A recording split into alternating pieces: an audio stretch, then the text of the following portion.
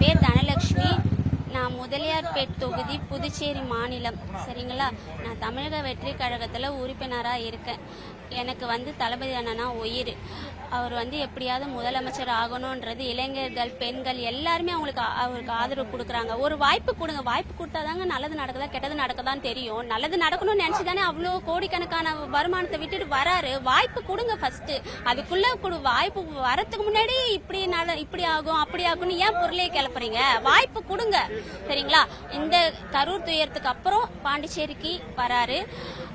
பாண்டிச்சேரியில கட்சி ஆரம்பிச்சு மொத பாண்டிச்சேரிக்கு வராரு. ஸோ பாண்டிச்சேரிக்கும் நல்லது நடக்கணும். அதே மாதிரி அவர் முதலமைச்சர் ஆகணும். இங்க எந்தவித அசம்பாவிதமும் நடந்துடக்கூடாது அப்படின்றதுக்காக நான் அவர் மேல வச்சிருக்க அன்போட வெளிப்பாடா இதை நான் செஞ்சிருக்கேன். மொட்டை அடிச்சிருக்கேன்.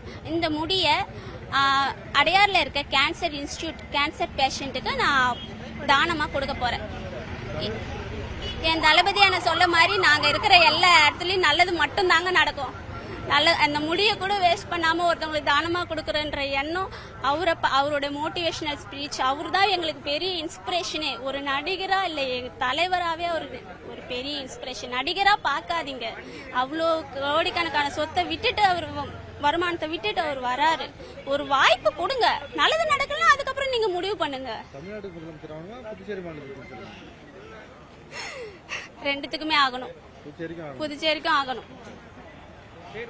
புதுச்சேரிக்கும் மாற்றம் வர வேண்டும். 1950 வணிக வர்த்தகத்துல புதுச்சேரி தான் முதல் மாநிலம்.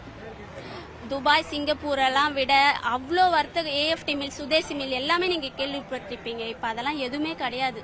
ஸோ பழைய நிலைமைக்கு வரணும்னா அண்ணன் வரணும். அண்ணன் வந்தா யங்ஸ்டர் வருவாங்க, பெண்கள் வருவாங்க.